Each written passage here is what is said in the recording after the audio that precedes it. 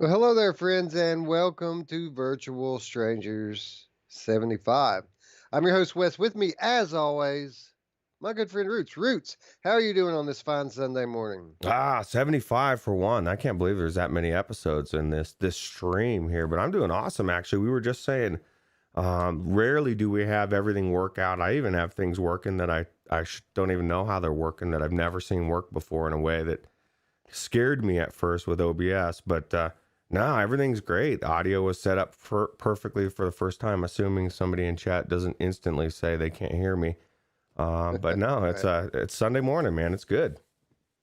The technical stars have aligned, right? I bet will even have in sync mic audio today, just because everything else is just going great.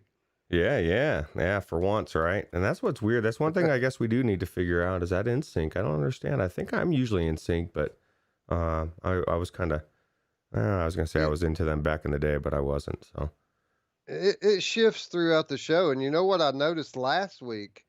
Um, Before YouTube did their processing thing, it was actually in pretty good sync. But after the YouTube processing had finally finished, like sometime late in the night, early in the morning the next day, after that, we're out of sync from the very start. So I think it might uh, be something on the YouTube end that's causing all this. yeah, those bastards at YouTube. We love you, YouTube. By the way, don't strike us down. Don't desync us. Don't do anything weird to the account. You Um, watch your dirty mouth, son. They'll put you in check quick. yeah, they sure will. Hey man, last week we had to kind of scrape the bucket to pull an episode together. Not so much the case this week, right? I feel like we're bringing the goods. Oh yeah, there's a lot of goods this week actually, and kind of excited to talk about it. Although I guess the first one we're going to talk about, some people already are saying they're not too enthused about it. I don't know what your thoughts are on it, but I rewatched the trailer and I was like, you know what? Uh, it could be better, and I don't know what it is that needs to be better, but I don't know. Oh, okay. I think I know what you're talking. You're talking about our first item in the main rundown, right? Yep. Yeah. Yeah, yeah. We'll get to that in a moment. I do have some interesting thoughts, but I see where people are coming from. I haven't read anybody's comments on that. Uh, but I mean, next gen coming into full swing, right? Like we did a Monday show episode a few weeks ago, and the idea was seeing the wheels start to turn on the next generation, actually seeing some movement. And the point of the episode was for me to point out some of the not so obvious signs of the times that we were moving into the next gen. Uh, Little more obvious now, right? I mean, things are happening almost on a daily basis now, and it's very exciting. Yeah, there's no denying that, although Girillo came into the chat, and then Girillo style right off the bat and said something about what next gen, you know what. Right. But no, it is. It's like you said. Like every time I hear some kind of news, it's like news that's crazy, and it's pointing to how big things are getting and are getting ready to explode. I keep going back and forth whether I'm going to pick up that Oculus Quest 2, depending on the specs and everything. But part of me wants to hold on to my money with all the world's getting weird again, and I'm sketch, Wes, and that's just my personal sketch.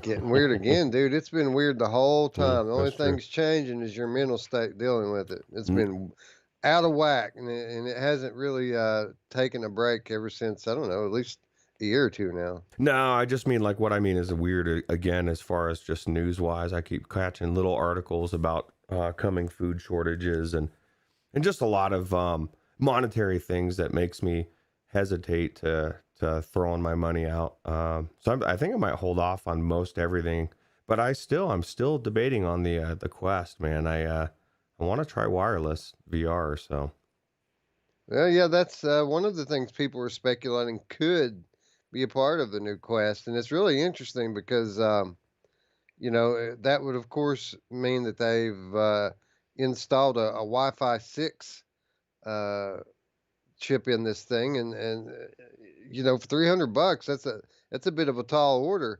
Not saying that they wouldn't do that, but maybe it's one of these deals where the $300 version and the $400 version have different features. Yeah, well, shit, dude. If that's a different feature, I don't see how you get the $300 one. I guess if you're really like strapped for cash and you're going to get into VR, but man, I want that Wi-Fi 6. So Yeah, everybody has different things, right? Everybody has different things that they want out of it. There's quite a few people in there that are going to be buying that.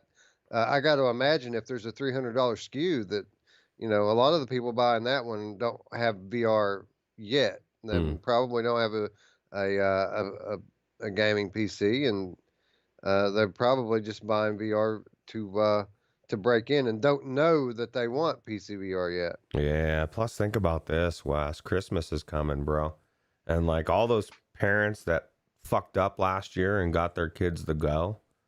Now they got another shot, man. They got another shot to redeem themselves and say, here, okay, I'm sorry. I gave you the go last year. Here's real VR with hand presence. And it'll be better than the Quest they wanted last year. Well, theoretically, we don't know what the trade-offs are. You keep saying there's got to be trade-offs. I agree, because how do they reduce the price but put out better tech, right? So here's the funny thing about that, right? So they went in last year and bought the Quest or the Go, and this year they're coming back and they're going to be looking for the Quest, right? The black one. Their kids told them, no, you got the wrong one. I don't want the white one. I want the black one. The black one's the one that has all the good games on it. So now they're going to be going back into their Walmarts or Amazons looking for the black Oculus Quest, and all they're going to find is the white one with the elastic strap, and we already have that one, right? Yeah, the garbage one. And that's the thing, dude. I mean, and Mamefan said something in the Discord the other day or yesterday that really resonated with me. I think it was yesterday. And he said something about the battery. And he said, they basically said they fucked up, still keeping it in the front. And he was saying that until they put it somewhere else, he's not going to buy the Quest. I mean, I'm more on what's going to be comfortable, but with that strap and then the weight still in the front, how comfortable can it be? Well, I mean, the overall weight of the thing is supposed to be 20% less than the original Quest. So it's not like we're talking apples to apples here. There's a different facial interface. It's completely redesigned, and there's a new strap. So I'm not saying that we know that it's going to be comfortable, but I'd be willing to bet that it's at least more comfortable. And we'll know soon enough when people get them in their hands what we're really dealing with. Yeah, dude. I want to see how comfortable it is. I think it's got to be more comfortable, dude. Like if it isn't, I question their soul. Like, why would you put it out? I said that the first time. Why would you put it out the uncomfortable the first time? Now they've had so many people complain and all these different Franken quests, and you know what I mean? They should learn their lesson, Wes. Yeah, well, I mean, we're going to get reviews, right? I mean, if it's not comfortable, people are going to say that. I'm not going to just like choose to disbelieve everybody because we know the batteries in the front. Like I said, we also know that it weighs less, has a different strap and a different facial interface. So I mean, it's got to be better, right? That's true. Mamefan says 20% less shitty. There you go. I mean, that we've got that coming up Wednesday. We had our PSVR week this past week, and it didn't turn out to be quite the blowout that we had hoped that it was going to be. But I mean, we still had some pretty cool announcements, right? Yeah, dude. Reckoner VR. Just sorry to change this for a second. Just he says to Mamefan, "Come on, man. Come on, man. How can you not love the Quest?" Yeah, come on, man. Come on, man. Come on, man. It's an awesome thing. Man. Everybody loves the Quest, right? Yeah. Especially PCVR enthusiasts. They love it. Yeah, for sure. They love what it does to the graphics, or supposedly does to the graphics. Yeah, I noticed when I was reading down the OC7 schedule that one of the talks that they have scheduled is called Decisions, PCVR or all in one. And I know that's just what everybody wants to hear, right? Yeah, that's true. Well, at least they're making that comparison. They're calling the Quest the all-in-one, right? It's like the console, but you don't even. it's even better than the console. Remember the back in the day, and they had those portable. I mean, it was kind of hokey, but it was cool. They had portable monitors, right? That you could hook up take with you. You could hook, it was like all in one. You could almost take your console with you, and like the Quest has it all, man. It's got your monitor, it's got your video card, it's got everything, and you don't even need anything. You just need that Quest, and you're ready to go. So Absolutely. You can play your games, you can watch your movies, you can browse the internet routes, and the internet is increasingly becoming a different thing for VR as more, web VR applications get, opened up and shared with the public. Browsing the web in the headset is becoming more and more a different thing than doing it on a computer. yeah, well, and they haven't really finalized it yet, but I believe the hand interface, the not needing the controllers, is going to be huge down the road for media consumption. You know, because you don't need the feedback, you don't need the haptics, you don't want to hold your controller, you just want to touch stuff and have it go. And once they like get that finalized, I think it's going to be amazing to go into big screen or whatever media it is, right? And just chill, relax. And with this Quest, the strap, man, you can lay down in your bed. That is a positive, right? Like that's one of the things that sucks about the Halo design and the old school Rift, or the Quest. They're like, you need that comfortable strap. So Yeah, absolutely. So yeah, I look forward to checking it out. Don't know if I'll be buying one at launch. That they've got some convincing to do. I've got enough other stuff to buy to uh, have to worry about picking up a new Oculus Quest when my old one works just fine. But who knows, man? They might blow my socks off, and I might end up having my putting my other one up here for sale. yeah, you got so many toys coming, dude. Everything's gonna come into a perfect alignment Hopefully, for you. hopefully, yeah, right. I still got to do it, man. We're looking at the face of, or in the face of what they're speculating to be, artificial shortages, at least on the part of the graphics cards. Mm. Uh, and the supposedly the PlayStation 5s are not going to be that easy to come by either. So, knock on wood, hopefully I'll get at least one of them, if not both. But I've got some work ahead of me, and you know what, Roots? Here's an interesting thought for you. By this time next week, when we're doing the show, a lot of the questions are going to be answered. We're going to know what I've got coming and what I don't. Nice. I'm gonna put out there, you're gonna get it all. And if you can't get it all, nobody can, because you're diligent. You're gonna make sure that shit's lined up. You're gonna refresh. So, and I'm bowing out for most of that stuff, so you don't have me competing with you. That makes me feel better. Yeah, but no, I don't. I think you're gonna get it, and if you don't, then you'll be able to focus on something else until later. That's my thing. Is like I'm not getting the 3080 right off the bat, but my thought is what you said before, the TI. I'll just wait 6 months, 8 months, or whatever, and then I'll reward myself for waiting, and then I'll just pass my other card. 'Cause it's not like I got a shitty card. If I had a really crappy card, I would just feel like I need it. But you don't have a shitty card. Well, you got rid of your good card, but you still upgraded, and it's gonna blow your socks off, dude. Well, that's the thing, right? I mean, if it worst case scenario with the graphics card, I say I can't get one of the new 30 series cards for the rest of the year. For sure, I'm going to be able to find it like a used 2080 Ti if I want to, Mm. and I'll probably be able to pick it up for less than I sold my 1080 Ti for. So, Still an upgrade. a lot of time between now and December, right? Yeah. Plus, you picked up that 1080 regular card for your son's computer, so now you can still do PCVR until it comes, right? If you get it. Yeah, and I've been putting it through the paces, man. Haven't really noticed a whole big difference in it. But with that said, I immediately dialed my super sampling back 10% before I started gaming on it. But it's been smooth, man. It's worked very well. Oh, nice. Yeah, well, you're used to that FTW3 1080 Ti. That thing's a beast, right? Yeah, I've got FTW1 now. It's literally the same product line, but just a few months prior, right? Yeah, your son's got such a beast of a card, man. That's awesome. And you don't Yeah. have to worry about what's it called coming out, the Walking Dead, and not having a card, right? Just in case. Yeah, that was the one thing that really worried me, man, is that we've got Onslaught coming, we've got Squadrons coming, I've got a new headset coming. What if I don't have a graphics card? But thankfully, I found a deal on this 1080 and paid, less than half of what I sold my other one for. So Yeah, well, that's nice, man. Well, I'll tell you what, dude.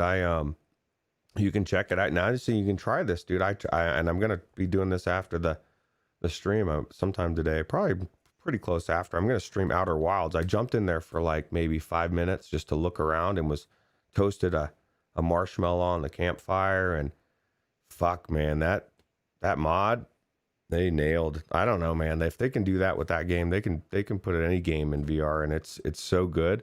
So now you can check that out as well. yeah, Chris Richardson says there's been some talk of the cooler for the Founders Edition being way too expensive to mass produce.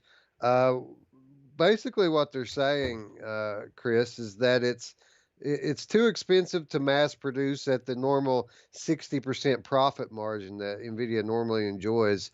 It looks like they're actually going to make around 40% this time. And what you're saying is right. It's not that they can't produce more of these cards. I think that they just really don't want to. They're going to release just enough of them so that they regain the goodwill of the PC gamers, and then they're going to let it run out and let scarcity drive up demand, which will drive up price, and then they'll be able to make what they want on them. Yeah. Well, that's I guess that's marketing, but that's why everybody just needs to temper their hopes. Hope to get it, and then if you don't, just wait a little bit. There's 6 months and everything will even out. And I would never just rush out and pay way more than what because somebody's scalping it. It's not worth it. So Yeah, absolutely. You know, hopefully, I keep hearing that these new AMD cards. I know you don't like AMD, and I know that there's a lot of no. stigma when it comes to playing VR with an AMD based card. But I keep hearing that these new AMD GPUs are going to be something different from what we've got from them in the past, and that they're going to easily surpass the 3070. And a lot of people are saying that they're going to be able to compete in terms of performance with the 3080. Well, I'll tell you what, you opened my eyes last week when you were talking about consoles and how every console they're running on AMD. It's not like AMD doesn't know what they're doing. If they're running PlayStations and Xboxes, and it's just a different type of it's geared towards a smaller unit, but that doesn't mean they can't make a good card if they focus on it. So maybe this is the year that AMD just really puts a pounding to Nvidia, and maybe Nvidia's fucking themselves. Maybe they artificially don't put out enough, and then AMD just floods it, and you have no choice but to get AMD, and then it's so good you'll never go back to Nvidia. I don't know. Yeah, Greg's VR said they said that about Radeon 7, and Frank pretty much saying the same thing there. Yeah, but listen, guys, I mean, if the specs that I'm hearing are true, these new cards are going to have like double the VRAM of the NVIDIA card. So even if they're not quite there from a compute performance standpoint, they're going to have other advantages. Now, with that said, they are just using the regular GDDR6. They're not using the 6X RAM. But again, there's twice as much of it. And on a much, smaller footprint with regards to power. So, everything that I'm hearing sounds good except for one thing. It sounds like the bandwidth is going to be a little bit shy. Like I think they're running on a 256-bit interface, while the new NVIDIA cards are 300 and 350. So even if they compute performance was competitive, it's still going to lack a little bit in that department and hold the card back a little bit. But again, these are all just rumors, leaks, and we won't know what we actually have until they're in the hands of the reviewers. Yeah, that's true. We don't have that long to wait, all right? So. Yeah, Spry Guy says if the AMD cards aren't going to be good, then why are the new NVIDIA cards priced so low? That's a good point. Apparently, NVIDIA, they know what's up. They've seen, people. The things that people say about AMD graphics cards now are the same things that people used to say about the AMD chips.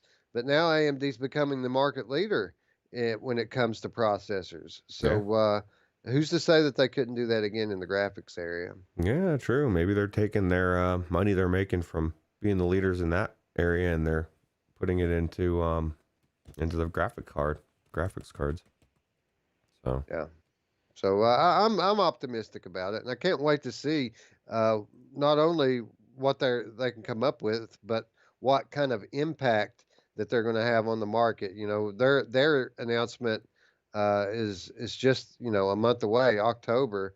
Not only new graphics cards, but new processors as well. So yeah, it's crazy. That was a crazy impromptu discussion on all of that stuff. Yeah, I guess we need to jump into the show, right? I mean, we've got a ton of VR games to talk about today, and I do have to work today, so we can't just sit here and have a 3-hour show. So we better get cracking. Chat filling out nicely. Gamer Chick 13 just showed up. What's up? Chris Richardson, GT's in the house. What's up, buddy? Hussein X, Frank, Meow Mix. Let's see here. Jarillo, Greg's VR, DLG, Reckoner VR. Hey, man, how's it going? Meow Mix, I think we already said. Jim Hall, tons of people. Everybody showed up. The fam is here, Ruuts. Yep, the whole fam, dude. That's good. I like it. Yeah, just about. Anyway, let's get started. And I wanted to talk a little bit about Ubisoft Forward, the digital event that took place this past week. A lot of people come out of it really excited, Ruuts, because they thought for a moment's time there that we were going to get what was it? Far Cry 3 in VR, but it come to find out that that's actually going to be a location based attraction, and it's not going to turn out to be a PC VR game after all. Yeah, no, we had some excitement in the Discord for a couple minutes, at least when I read it at first. Right. I was excited, and then Alex corrected himself right away and said, "Oh wait, no, this is location based." So. What a bummer, but at least they're doing something, and maybe they're. I mean, we know Ubisoft's been in VR, and the game we're going to talk about here shortly is another Ubisoft game, right? So, well, it seems like we've been kind of on the edge of our seat for a long time now, waiting on the big announcement from Ubisoft. A lot of speculation that they've signed some kind of contract with Oculus, and that we've got some big known IPs coming into PC VR, or maybe even Quest. We really don't know yet. But it seems like every time Ubisoft announces a VR game, everybody gets all excited and then realizes it's location based. It's not actually something that we're going to be able to play. But we did find out about one good thing. We're at least assuming that it's going to be a good thing. I mean, anytime a AAA developer brings us a VR game, it generally turns out to be pretty good. And what I'm talking about, of course, is AGOS. I don't know if they pronounce it AGOS or if they just call it AGOS, but it's a game of space.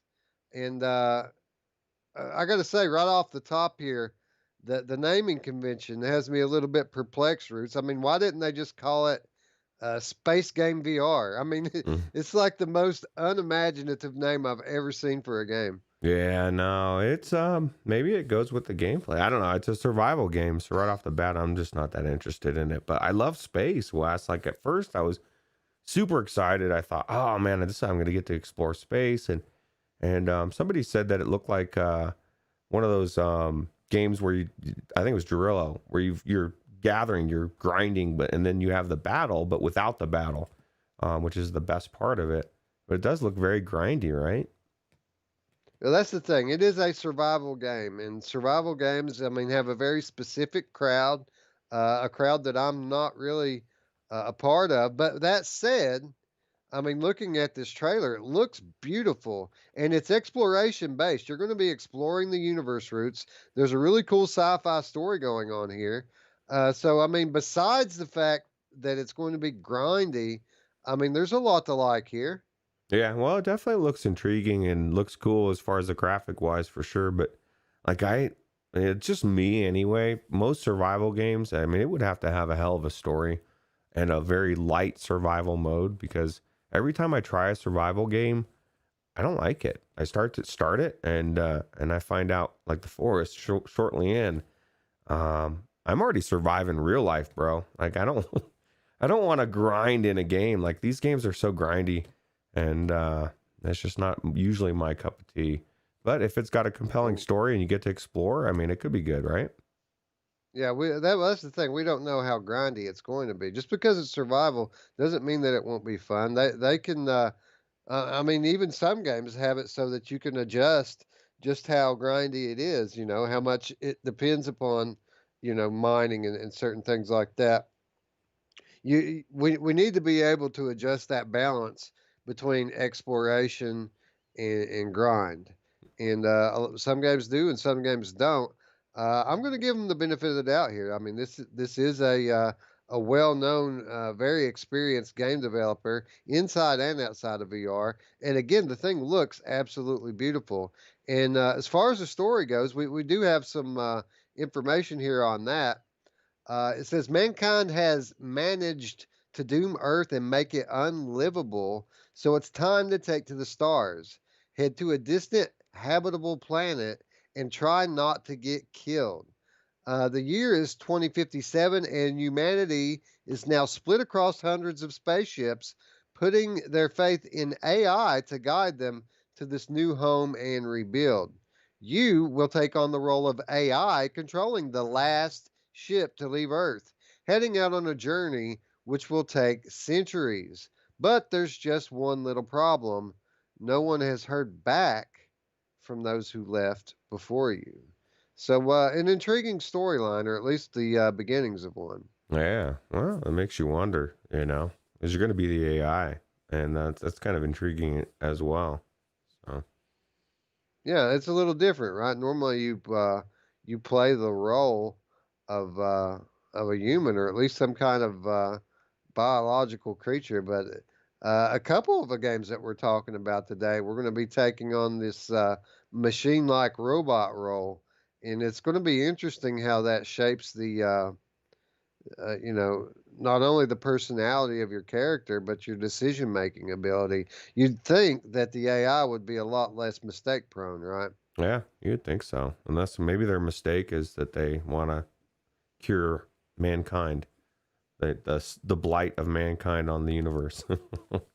Well, I Take you mean, if out. mankind has managed to destroy the earth, who's to say mankind doesn't need that help? Yeah, that's true. Yeah.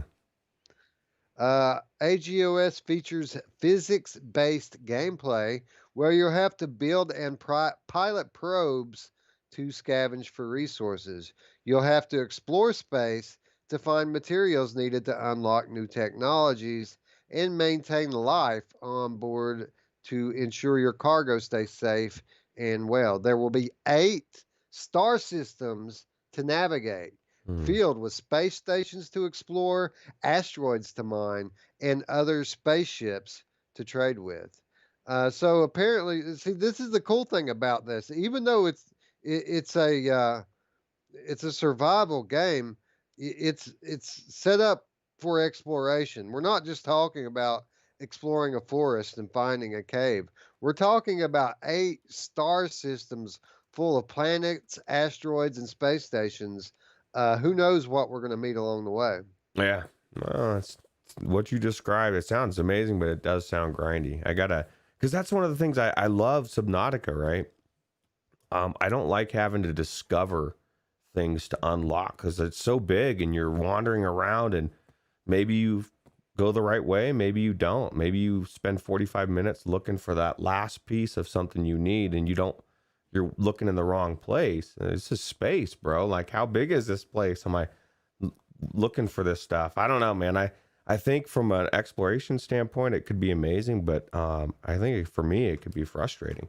But Well, that's kind of the thing too, is our tastes have changed a little bit, right? Since we've become content creators and we're constantly on to the next game.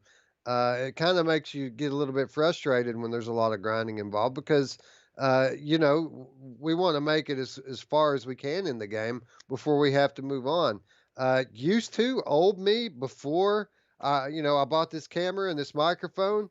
I wouldn't be nearly as put off by this sort of thing as I am now. So I guess we have to kind of take that into consideration here, that we are in a bit of a unique situation where we don't really have the 10 hours a day to game. We've got like 2 hours a day. If you anything like me, it's 2 hours tops, and then it's go be daddy, go to work, do the things that real life demands. yeah, yeah, it can be definitely hard to balance for sure. And maybe it's, I mean, it's all about gameplay as long as it's fun. And like I said, about Farpoint, even though that had the amazing gameplay as well, but the story is what pulled me along. So if this is got a really good story, intriguing story, I could see myself putting up with some of the grind to get through it, right?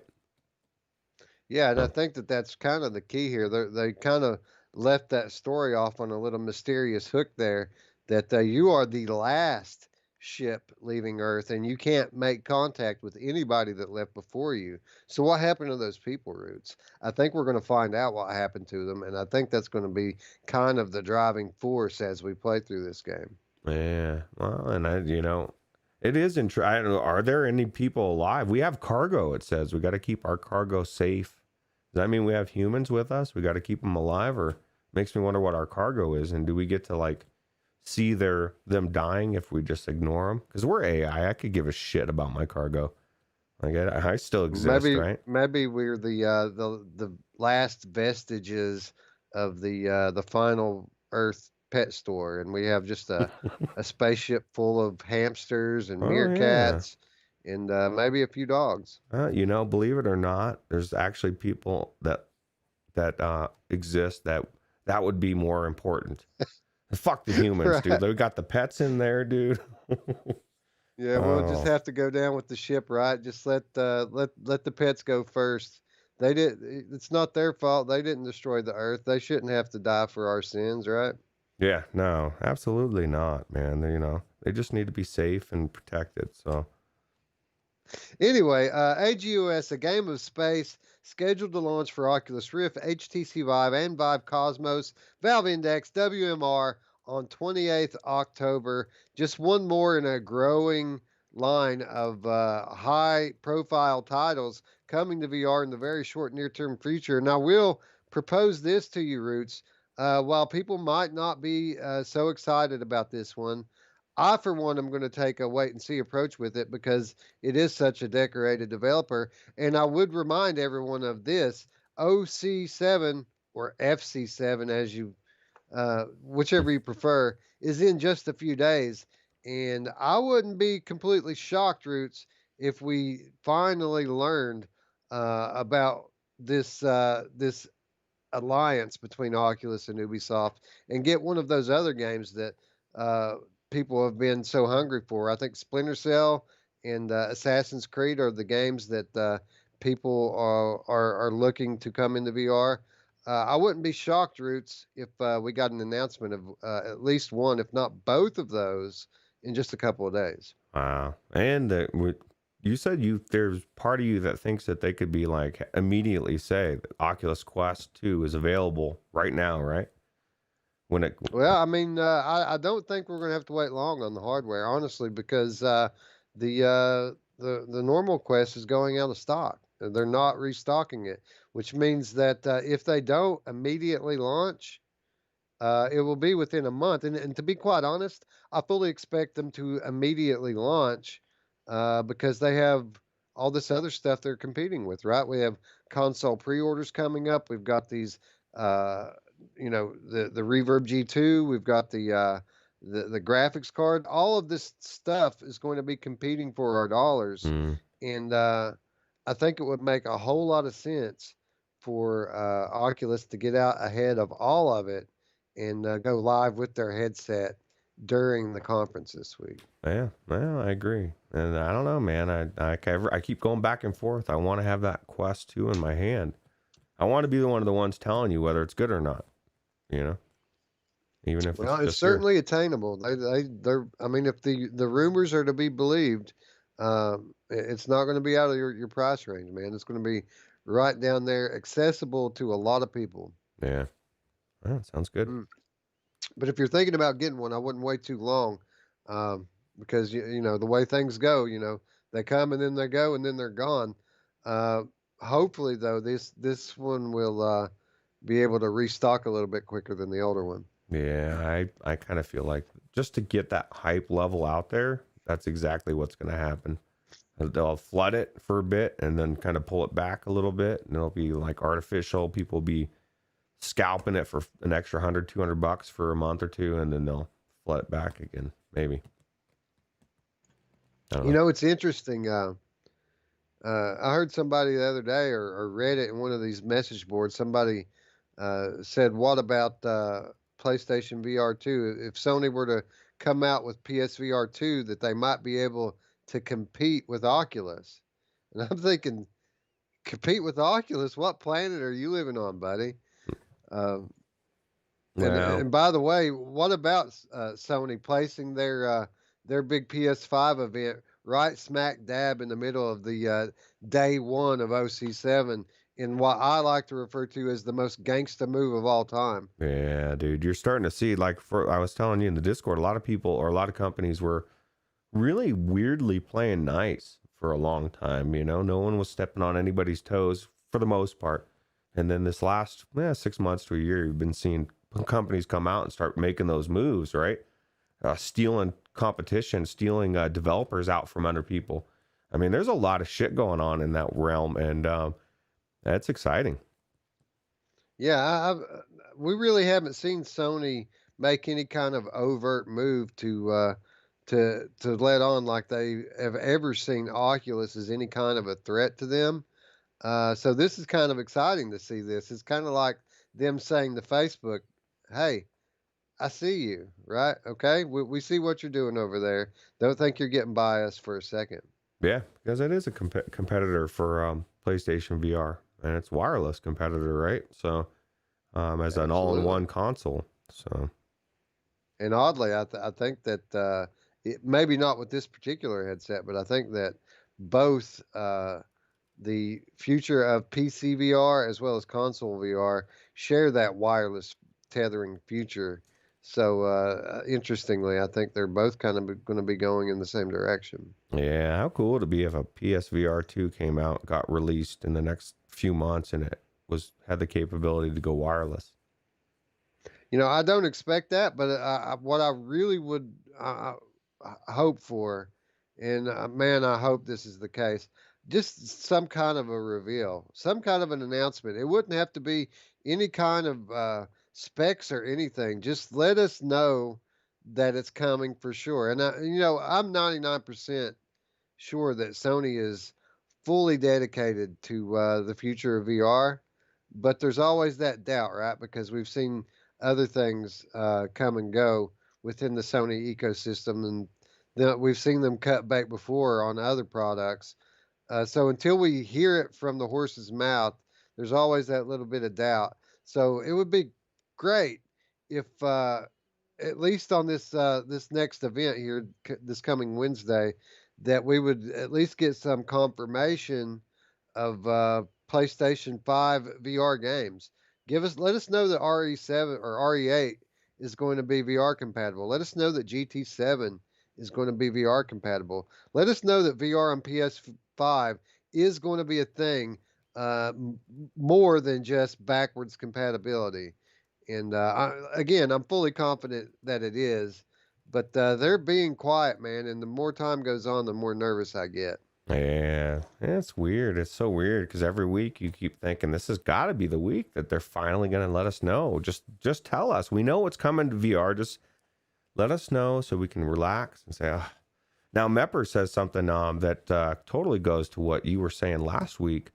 It says when PSVR 2 shows up, he's strongly considering getting the PSVR 5, even though he's never bought any console ever. And that tells you And how I would say, good I'm sorry, go ahead. that tells you how good that hardware is in the PlayStation 5, right? It's finally piquing PC players' interest. It's good enough to say, you know what, I could see myself getting that all-in-one console.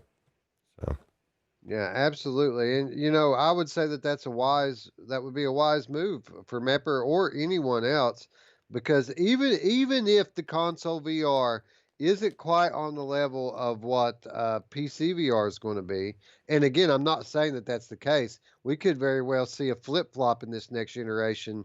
You know, since the standalones, in many people's opinion, the standalones are kind of dumbing down the PC games a little bit in terms of quality. We could see a flip flop. We could see that the console VR actually be a little bit better, at least for a little while, than the PC VR. Now, even if it's not, and PC VR remains ahead in terms of fidelity, um, there's one thing that's undeniable, Roots, I'm talking flat VR. Either way, Sony's catalog of games is second to none, and the catalog of exclusives that would come behind a PlayStation VR 2 is going to be worth the price of admission by itself. And that was the case with PSVR 1, and I'm sure that's going to be even more so the case with PSVR 2. So, yeah, I agree, Mepper. The day that you see PSVR 2 announced, you should buy your PlayStation that day because obviously you're not going to want to have to pay for it all at the same time. yeah, yeah, I agree. And it's one. I mean, it's one of those things. It's definitely worth picking up, like you said, for the titles alone. And I think I would argue it's going to be even more than the first go around with the PlayStation 1 and those titles for PlayStation VR. You know, you're going to have better fidelity. You're going to have better motion controllers, better tracking, you know, of course, on the PlayStation VR 2. At that point, I believe it's a no-brainer, like you said, to own that platform, because you're going to get all those amazing games that, you know, because before you had a trade-off, and even myself, I felt it. You know, I would just not go into PlayStation VR for several weeks until I wanted to play a specific game. It wasn't my driver because of the limitations, but you take those limitations away, I think it does become even more of a draw over PC VR because you're going to have less jank. So Yeah, and make no mistake about it. What you said there is absolutely true. As strong as the library was for the PSVR 1, it's going to be that much stronger for PSVR 2. If Sony launches a new VR platform, that they're going to support it. You know what I mean? They're not going to just throw it out there and let say sink or swim. They're going to support it, and what that's going to mean is it's going to mean AAA VR games, and a lot of them. I mean, not only from their first party studios from before, but I mean they've picked up Insomniac now, and they have special relationships with other guys like Capcom and Rockstar Games. Uh, we're going to see support for PlayStation VR 2 that's going to be amazing, and they're going to continue to be the leader in VR. I think at least through the next generation, maybe not forever. But I think at least through the next generation that we're going to continue to see very much what we saw in the first generation. Of course, exponentially bigger as we continue to grow. But I still think that they're going to remain the market leader. yeah, I agree. Anyway, let's move on. We got a ton of new games to talk about on the show today, but we also have some new information on old ones, Roots. And this next one is a particularly good one and something that I've been wondering about a lot myself lately. Whatever happened to Dash Dash World, Dash Dash Racing, whatever they're going to call it?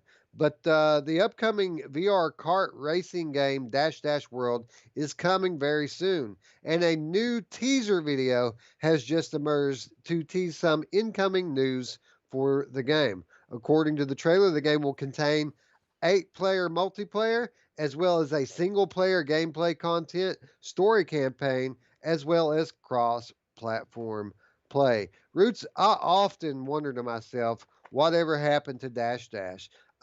We did an across the board evaluation of all the different kart racers in VR, and even though this was a beta title at the time, uh, I think that it's fair to say that Dash Dash World was easily the best kart racer in VR, and it appears that since they fell off the map, they haven't been sitting on their hands. It looks like they've added a lot to the game even since then.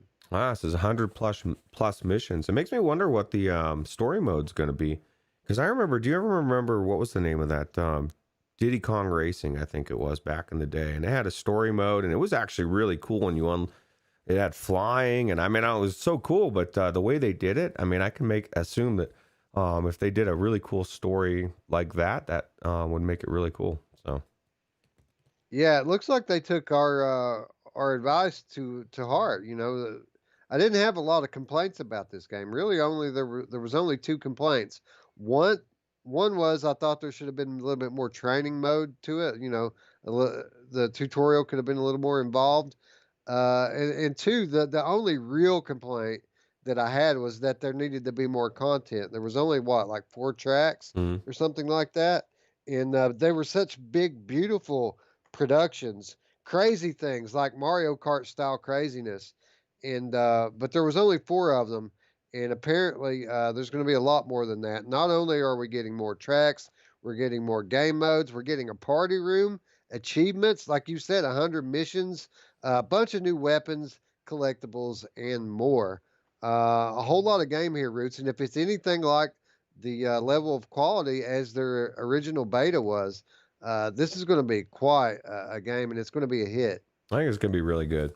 And one of the things that these developers did that I wish more developers would do is they would constantly have, like, you're doing races, at the end of the race it would ask you like just a random question, beta question, right? And you'd answer it. What is your favorite thing or this, and so they're constantly getting people, because a lot of people play betas, myself included, and they're just checking out the game. They ain't giving shit back. No, they're it's pointless to have that person in there. But every single person in here is forced to answer that question. And it's so easy. People, you just answer it real quick, and it's constantly collecting data, and then they can fix it. And this game was hands down 10 times better than touring carts. And it was really good. And I can't wait to see the full release. Yeah, really cool developers there too. I mean, I kind of took it to them that the problem with the Oculus Quest, uh, at least at that time, it was that you weren't able to share the headset with other players. So they were kind of one of the first developers to have a dialogue with me about possible solutions to that, ways Hmm. to share your headset and share their game. And the great thing about it is whether they made any progress toward it or not since then really doesn't matter, because now Facebook actually allowing multiple users on the device. So kind of what the in death Unchained devs did, the Dash Dash devs were actually talking about doing many months ago. So we may actually get kind of like a guest mode in that game when it releases. But the good thing is it's not quite as important now as it was back then. Yeah, it's cool. But like you said, just the fact that they're open to hearing it as a dev or a company is good, right? I mean, nothing worse than hitting a brick wall when you're trying to reach a company for whatever reason, like Rare, and they just ignore you. It's not, Right. these people are actually responsive, which is in 2020 is huge. Like, I'm so sick of the automated loops and everything. Just want to talk to a person, somebody that can like actually listen and then give you back feedback, right? Yeah, and they were honestly they were more than responsive. They were engaging. I mean, they were. It's not like you had to submit feedback to them. They were asking for it constantly through emails, on social media. What did you think? Really cool PR team that they have set up there. And obviously they listen because this game wouldn't listen. The reason why it's as good as it is because they listen to people's feedback, right? Yeah, yeah, that's exactly it. And hopefully they'll keep adding to it, man. I want to see mini Motor X levels of racing. I want levels. I want to like 30, 40, 50. Probably not going to get that many, Yeah. but Yeah, I mean, I'd be happy with 8 to 10 levels. I think that's pretty much the sweet spot for a game like this. Obviously, they're not going to do all their sequels and put it all in one game, but I think 8 to 10 tracks with proper game modes that utilize those tracks in different ways. I think that's plenty of game.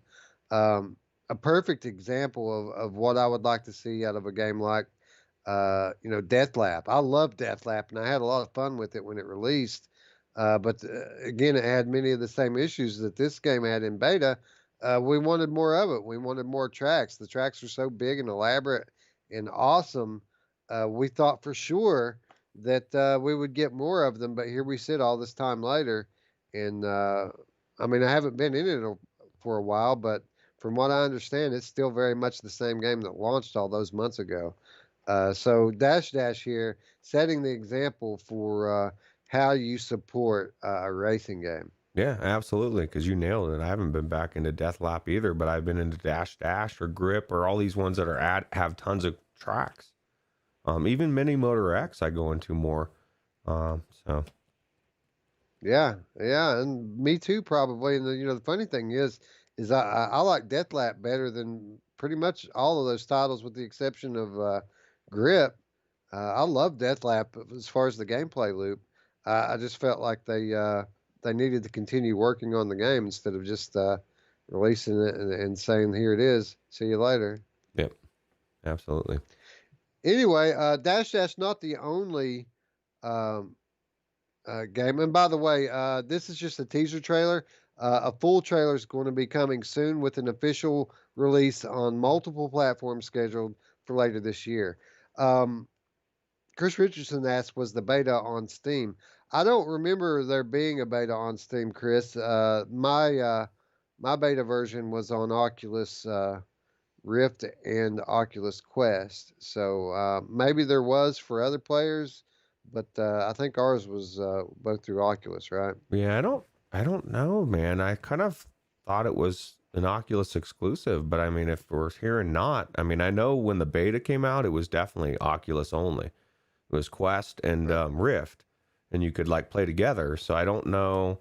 I've never heard them say anything about this being on Steam. That being said, I might have just not heard it. It might be out there. Maybe you even just mentioned it for all I know. I just didn't hear it. Well, it says did the article I read said multiple platforms, and with that said, it was Arthane's VR was the source of this story. So, I mean, maybe they're mistaken, but I would say that this is almost a lock for multiple platforms. Not only VR platforms, but this game is the level of quality that I could very much see this being a flat game as well, with cross platform support, so that flat players play with VR players, Oculus players play with PSVR players. Hmm. I could see this coming out everywhere and everyone playing together. It's that level of good. Yeah, yeah, it is, and hopefully, it makes more sense to go on Steam as well. Yeah, absolutely. Anyway, Dash Dash World, not the only existing game that we got new info on. We also got new info on Zenith.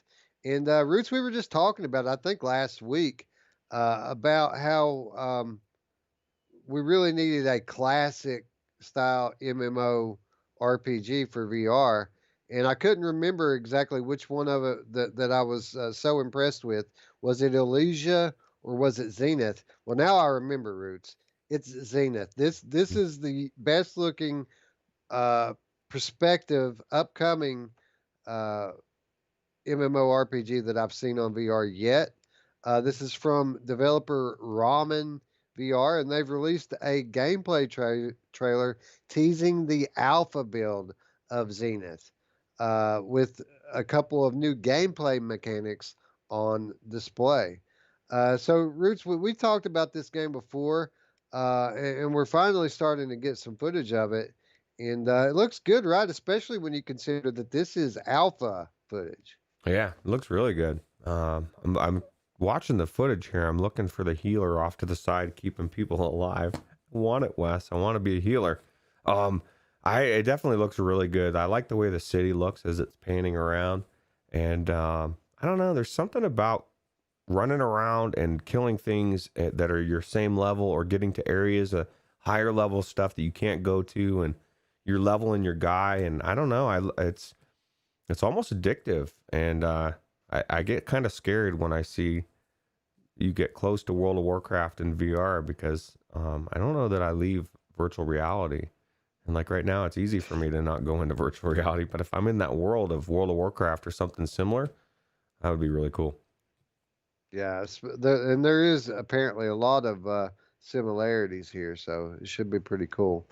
But one of the new additions to gameplay briefly feature in the trailer is climbing. So we know that traversing the levels is going to get physical. As for the fighting mechanics, you can see parrying and blocking in action, as well as dual wielding swords. And we've got a quote here from the developer, and he says, "quote We are revealing less than 20% of the new content that we've already built, including environments, classes, and enemy mechanics. We are saving the best for last." And that is a statement from co-founder Andy Sin in a statement. So Roots, all the cool stuff that they're showing in this little teaser, all the different mechanics, the new areas, everything. It's only about 20%. Wow. Uh, yeah, right. So I mean, there's a lot more to come with this one. Especially since this is alpha, right? I don't know, but Yeah, the name of the company is making me hungry, Wes. It's lunchtime. me too. Yeah. Yeah, me too. Zenith's Kickstarter managed to raise an impressive $280,000 from 3,400 backers.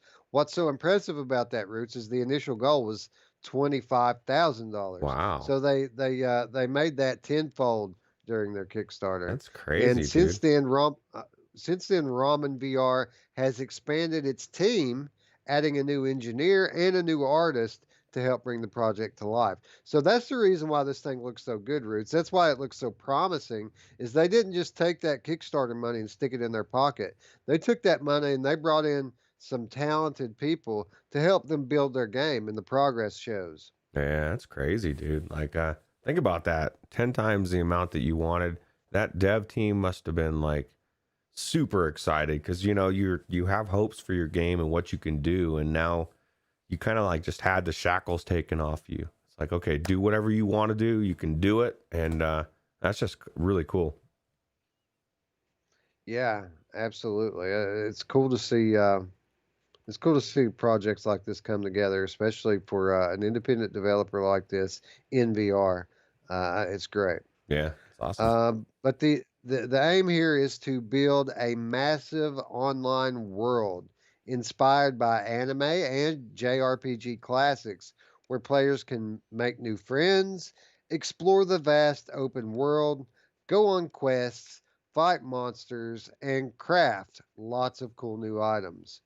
So, the basic MO here for MMORPG, right? A big world to explore with lots of players in it, lots of social aspects, as well as, exciting gameplay.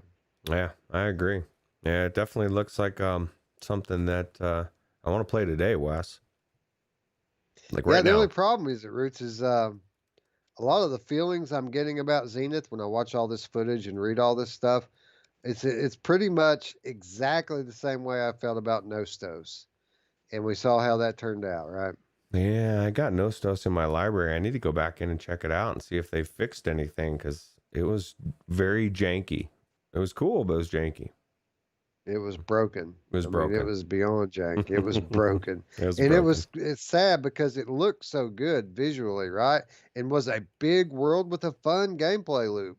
It was just broken and unplayable. Yeah, it was. It's very unplayable. And Hussein X says he's eating Weetabix. Do you know what Weetabix is, Wes? I don't know what Weetabix is. I've never heard of it. And not familiar with the Weetabix. Yeah, very weird. Yeah. Zenith listed for a launch sometime in 2021 for headsets such as Oculus Quest and Rift, HTC Vive, Valve Index, WMR, as well as desktop for those without a VR headset. So this isn't going to be VR exclusive, apparently. People are going to be able to play this on their gaming PC flat as well. Oh, wow. Well, that's cool. That's good. Maybe it'll come out to the Switch, right? Then you know you made it when you get on the Switch. At the very least, it should help keep the lobby full, right? Yeah. Yeah, well, and if it's got an anime feel and it's like an MMO RPG and, you know, you get to play. And the cool thing about that will be, because not everybody has VR, but most everybody has gaming friends, Wes. And so you can be in VR and the other person can play and not be in VR and they can hit their button and you can like do weird stuff with your sword and they can't and it'll draw them in, right? Oh, it's breakfast cereal. Okay. It's a cereal, man. Man, Weetabix. It's a versatile cereal, says Gary. Okay. So, okay. I like kid cereal, Roots. I don't like this grown-up crap. Yeah, me too. I guess 3, never eat 3. Paradise Decay says 2 is enough. That must be like marketing or something, Paradise Decay. Is that like in a commercial? I don't know. It sounds like a commercial. Yeah. It's making me even more hungry. Oh, wait a minute. It's not cereal. It says put a blob of Nutella on Weetabix and I bet it's shredded wheat, Roots. I bet it's like one of those big biscuits of shredded wheat. I love shredded wheat. The ones with have the real frosting, not the generic kind that has like a little bit of frosting Right. on there. I like the small ones, the mini wheats. Yeah, mini wheats, dude. Let them get soggy in the milk, right? Yeah, when I say I like it, I mean I like the sugar on it. I don't particularly like eating the grass, but the sugar was pretty good. Yeah, good times. Anyway, let's get back to talking about new games, Roots. And this next one, probably got me as excited for any on the list today. And I'm talking about a game called Hinge. Hinge is the debut VR game from Arcadia, a Russia and London-based studio that also makes VR arcade titles. The entire game is set within a newly built skyscraper filled with luxury apartments. Finished just after the end of the Spanish flu epidemic, its owner hosts a welcome party for its new occupants. But there are ulterior motives at play. During the party, the entire building seemingly shifts into another reality with nightmarish creatures haunting the guests. So, Roots, obviously, we have another VR horror title here, but this one seems a bit different. This is the type of thing, apparently, that I've been looking for so long. I like nightmarish surrealism. I like for things to get crazy and off the charts weird. And judging from the looks of this trailer, I might have finally found something that can rival Here They Lie in this surrealism. Yeah, it definitely looks creepy, Wes. I don't want to walk down that hallway with arms sticking out of the hallway. That looks really kind of creepy, bro. Did you see that like spider-like creature that was made out of arms that was chasing you down the hall? Yeah, dude. I don't know. That's the thing, man. Take the gloves off. Put us in a horror movie and let us freak the F out, you know? I mean, and nothing better to sell your game than to say, you know, we've had like 2 people have heart attacks. Maybe you should be careful about you going in, even if it's not true. Just get people to think, man, this shit's scary. It looks good. Yeah, I had a jump scare get me in a game a couple of days ago, and it made me, it made my heart rate increase just a little bit, and it had got me thinking. I bet people do start dropping dead as the technology progresses, and a lot of us playing these games are older people. We're not kids, right? I bet people start dropping dead when the games get really good. Yeah, how crazy is that going to be, right? I mean, I don't want it to happen. Awesome. Yeah.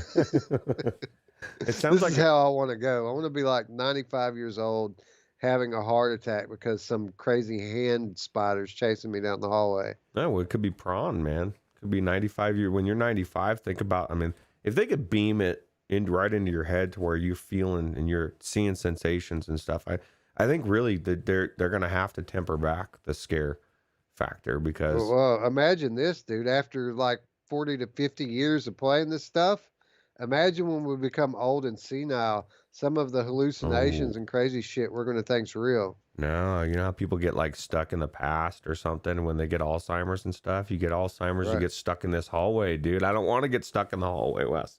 Looks creepy. But you know what? We could go back and relive how excited we were for the Half-Life Alyx launch, Oh right? Because it'll yeah. be like constantly coming next week, right? Yeah. What if they had a technology kind of like Total Recall, but instead of like memories, they could get rid of video game memories and you could play Farpoint for the first time again. That would be awesome. Yeah. I need to start doing stuff to kill some brain cells. Yeah. Start huffing some paint, dude. You do it for free, bro. You don't even need the technology.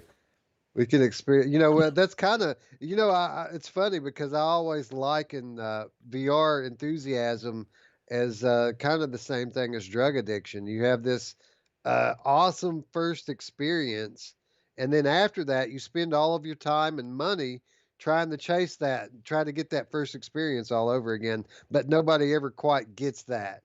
Um, so yeah, I mean, if we could had a way that we could go back and just have that first experience over and over again, I mean, that sounds like heaven, doesn't it? Chasing the dragon. Oh yeah, dude. Because like if you could wipe your whole memory of VR and you went in and your first experience was Half-Life Alyx or, you know, Saints and Sinners, Onslaught, you know, and forget all the jank of the 2016 Nightmare. That'd be pretty cool, right? Yeah, that'd be pretty awesome. But I guess we need to get it back on track here. We went off the rails a little bit there, become unhinged, if you will. Yeah. But players in Hinge will take control of 5 different characters and navigate the building in search of a way out. You'll play through each of the 5 characters' stories across 3 episodes that the developer says will last between 3 to 4 hours each. So, you know, it's starting to become a little bit of a bad word when people talk about episodic gameplay. People get these visions of Vader Immortal with its short runtime and high prices, but apparently not going to be the case here, Roots. Each one of these episodes going to be 3 to 4 hours each, which is good, right? That's like a little bit longer than even the most epic movie, and I think that's about perfect for these episodic type of story-based games. Yeah, 3 to 4 hours is good. You can blow through that in a day, and that's not too much. It's not too little, and you take a couple days, but I think it's a really good amount of time. Yeah, it's perfect, right? I mean, you can break it up into 2 or 3 if you want, or you can just, I mean, if you're loving it, like I'm probably going to love it, uh, you know, you might play through it all at once. But with that said, if they're saying 3 to 4 hours, it's probably going to take me 6 because I'm going to look through every drawer, look behind every door. I'm probably going to hang out in all the hands for a little while and see and take in every little ounce of what this game has to offer. Yeah, how creepy will it be when they can really like give you the sensations of touch and stuff? Like if they were beaming it right in your head and you could feel those hands grabbing you and stuff. That would be creepy. Well, you know, I've got a family here. I could get them to help me out a little bit, maybe. You say, hey, okay, whenever you see that there's hands, start grabbing and touching daddy. Yeah. You know, actually, I was watching video, I think on Thrill Seeker's channel the other day, and he's got this whole full body haptic thing going on. I forget what the brand of it is, but it's not only a vest.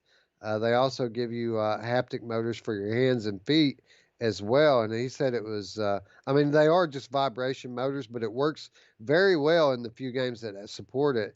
And the cool thing is, one of the games that supports it is Half-Life Alyx. Oh, So you feel things when you're catching them with the gravity gloves. When you get shot, you know, wherever you get shot, front or back, you feel it hit you from right there. And when you shoot your gun, you feel the recoil from it. hmm. It's a very expensive thing. I looked into it, but it's cool that we even have something like this that even a few of the big developers are supporting, and hopefully in the future that kind of technology will become more affordable and more commonplace. Yeah, that'd be cool. And wear that suit, get in the yaw, could feel the wind blowing on you. Maybe I don't know how that would work, but be cool. Yeah, especially in a game like this. Again, let me reiterate that I'm super excited for this title. I can't wait till it comes out, and I'm looking forward to seeing more as we get closer to release. Are, Hinge will be arriving later this year on PC VR headsets. that was my next question. So later this year, we're running out of year, Wes. 2.5 months. That's That's good. what I'm saying, dude. I mean, if all the stuff that was slated for this year actually comes out this year, dude, it's going to be insanity.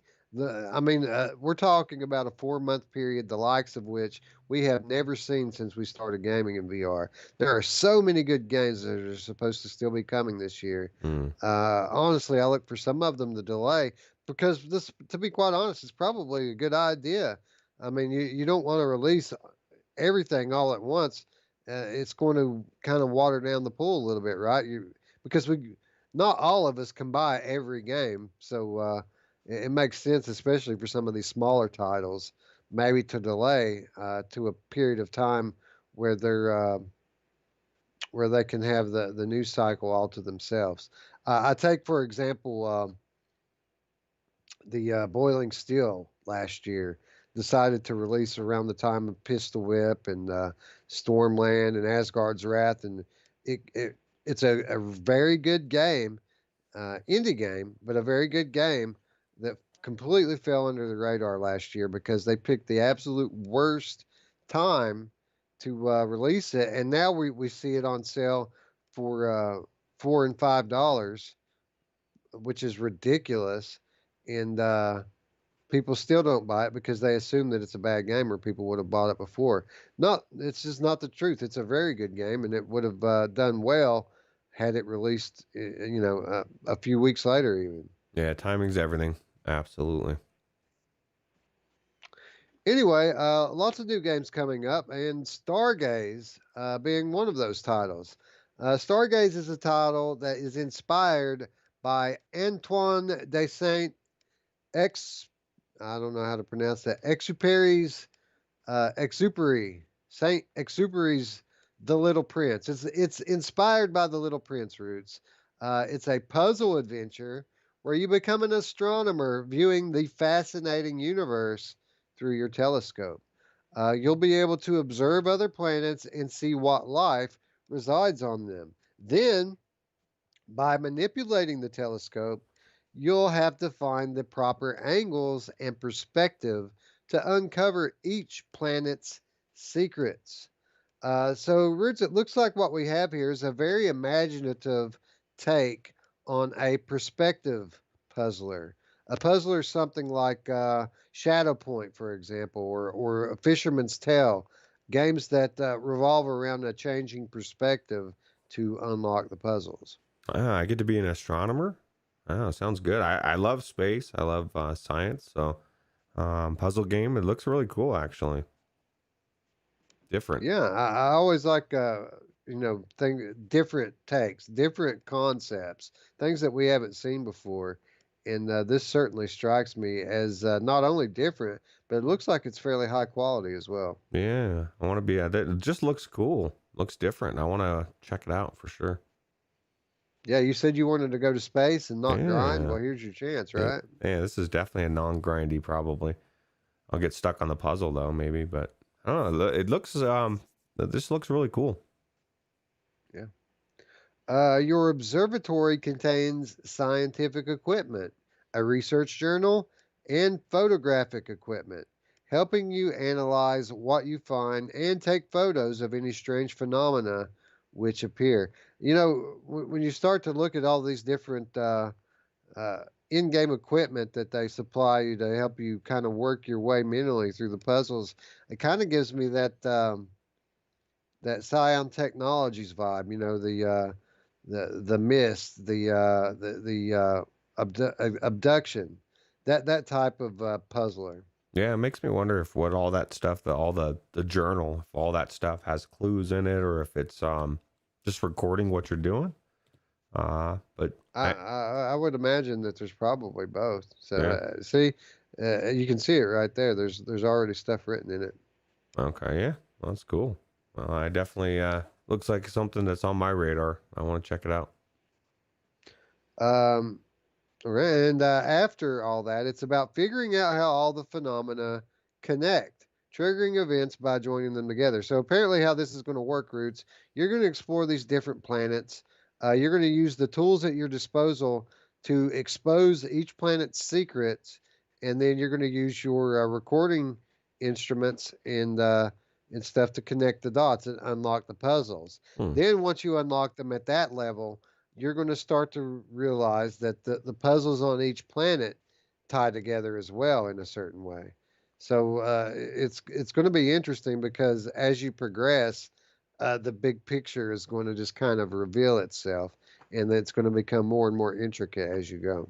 Yeah, wow, that sounds cool. Mepper, I mean, yeah, Mepper. So about zombies. He doesn't like zombie games, but no, who was it? Somebody, Spry Guy, tried this demo before the show, and he says it looks good, but it's definitely not his type of game. So I guess there's a demo out there that you can play for the next week. Is that during that PAX thing or whatever? Yeah, I was just about to get to that. The PAX digital online event is going on this week. They're actually have an entire digital show floor that I briefly looked through this morning. But also, if you go to Steam, they're running a constant loop of live streams of all these different new and upcoming games, Hmm. and there's playable demos, and this Stargaze is one of the playable demos. Much like the last demo event on Steam, these demos will only be playable for a limited time. The PAX event runs from the 12th of September, which was yesterday, through the 20th, which is a week from the day. So it wasn't just Stargaze, but the Rhythm of the Universe Ionia also has a demo available during this thing. So I would suggest that you all learn from my mistakes from last time. I downloaded all these demos and didn't try to play them until after the event was over and couldn't play half of them. Hmm. So I suggest you all learn from my mistakes. Go download these demos today and give them a shot while you still can. Yeah, because we missed the Burning Man, right? I don't know. You probably went in it. I didn't. So the No, Somnia I didn't space. have I didn't have Oh a yeah, graphics card. that's I right. I Yeah. couldn't go back into it. I always think about wanting to go into these things and then I just don't. I don't know why. Somebody needs to drag me in there. Yeah. You need to think twice, man. You need to think twice when you're sitting down at your computer to do something. There's stuff you want to play. There's things you want to do. If you just stop and think about it before you click on that pirate ship, dude. Yeah. Well, it's yeah, I need to bring Jim Hall with me in this experience. Now, yeah, I just need to actually I get bad about doing things like I put it on my list, and it's even just as much as this, Wes. Somebody will send me a link to the Outer Wilds mod on the Discord, and I'll ask for it, and then I don't click on it, and then like a week later they're like, "Did you do it?" And I'm like, oh, "Shit, dude! Like, can you send me the link again?" I need to get better about it. So Well, the good news is it's starting to cool down, right? yeah, that's true. That's true, and I am getting more into VR, and that's one of the things that hasn't been so hot. And now that it's not so hot, I will be playing more VR for sure than I have been. Oh, I've been having a ball this week, dude. Since I got this graphics card back in, I played through Paralysium, the mod that you talked about on Monday's show last Mm. week, the Half-Life Alex mod, and I played all the way through it. It was really good, man. It was just as quality, if not more so, than the horror mod that I played. But it's a different type of game. The one that I played was more of a shooter, more action based. This one actually has you kind of puzzling a little bit as well as some parts with shooting. It's really cool, and I don't know, probably played it for about 30 minutes to play through the thing. Wow, well, that's cool, man. That's see, you're getting extra content just from the Source 2 being released, right? That's cool. Dude, it was fun, and it really felt, it didn't, I mean, obviously it still uses the Half-Life Alyx assets, but it didn't feel like I was playing Half-Life Alyx. It felt like I was playing a legit different game. And the good thing about it is that it's a chapter 1. That game's going to continue going on with new chapters in the future. Yeah, it's creepy, dude, right? And that Yeah, it's the really good. lighting is dark, man. I should have found that battery. So Yeah, I remember you saying that, and I don't know how you missed it, dude. Like, literally, when you walk through the very first door, there's a clipboard and a battery, and the clipboard says, use the batteries to power the light. I saw that clipboard, dude. I just didn't see the battery. From what Alex said, he said I literally picked it up and then threw it to the side. So I don't know what happened, man. I should watch that video because I don't know. You should just go play it, dude. It's really good. Yeah, that's true. Now I know the battery's there. I'm good. There's batteries everywhere. It's kind of like it's kind of like Here They Lie, in that way, where your flashlight's constantly running out.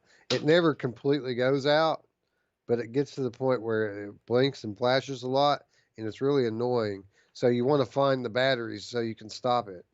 Okay. Yeah, because it was so dark in there. I was like, I couldn't see anything. And I was like, man, what is happening? So cool. Well, that's definitely really good. I downloaded that other one you talked about too. I just haven't played it. Oh, the Lost Files or Lost Cases or Case or something. Yeah. Yeah, that one from that Polish developer. Yeah, nice.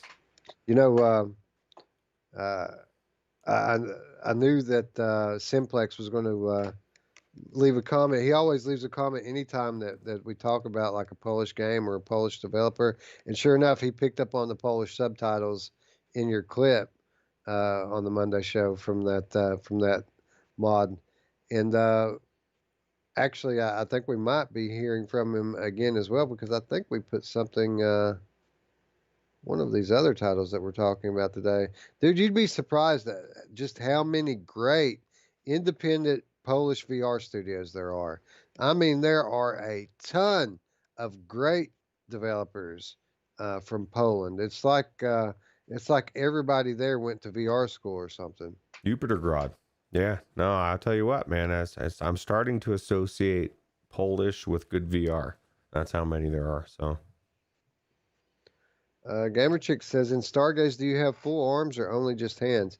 I don't know. I didn't play the demo. Who was it you said played the demo, Ruuts? Spry Guy? He said just hands.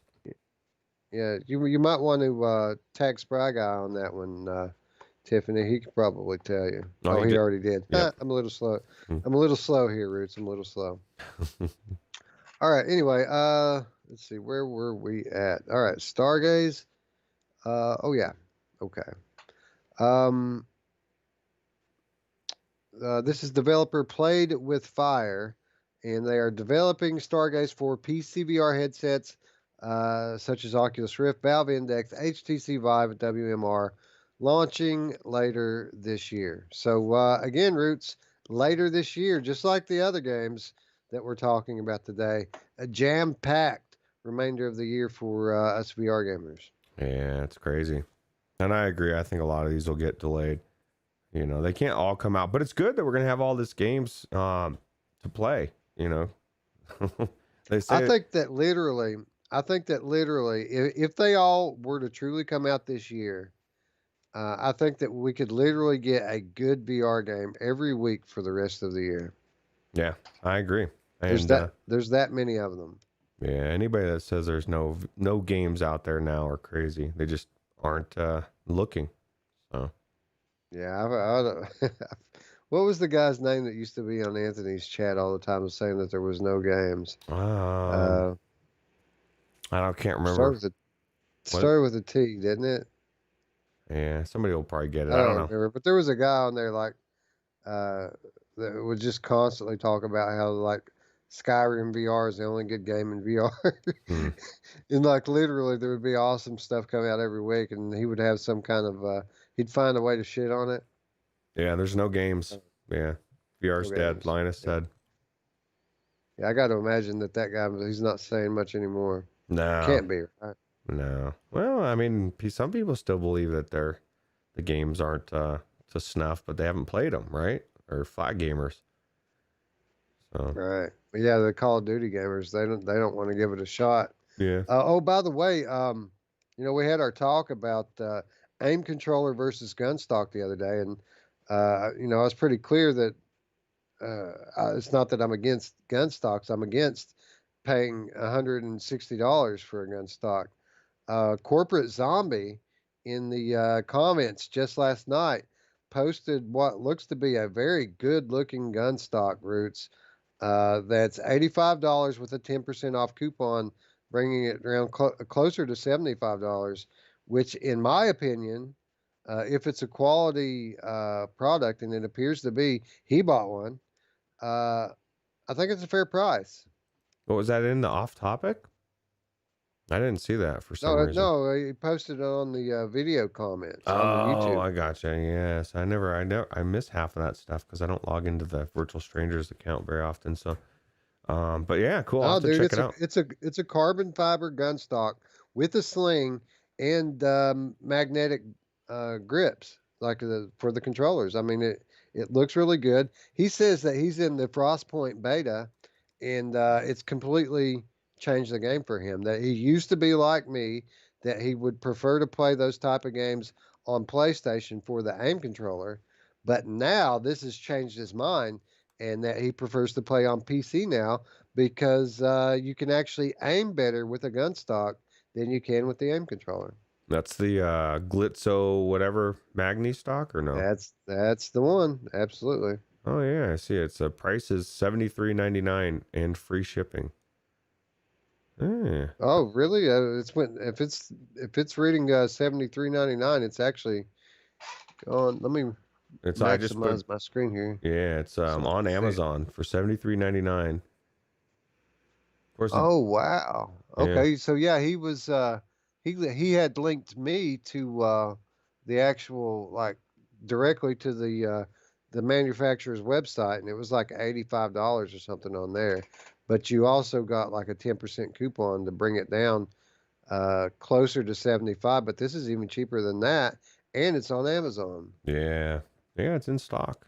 So I might have to check this out. I've got a $35 credit or something from Amazon right now, so that would make it even cheaper. I mean, if I didn't have so many other things I was getting ready to pay for, like literally thousands of dollars worth of stuff that I've already committed to buying, I would get this. This looks like Christmas all day to me, though. This thing, I've wanted to have something comparable to the aim controller in PC for quite some time, and it's always been too expensive, Ruuts. And this looks affordable, and according to him, it's a quality product. Oh, cool! I have to check it out for sure. Yeah, 100%. And if anyone has any experience with it, be sure to let us know, even either in the comments down below or on the Discord. Okay. Well, I definitely think that I'm gonna get it. Maybe, I don't know.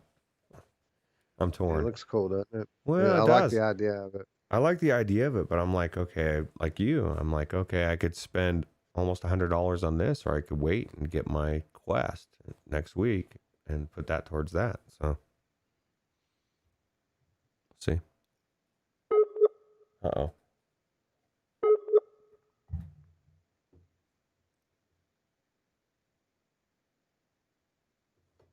Uh-oh.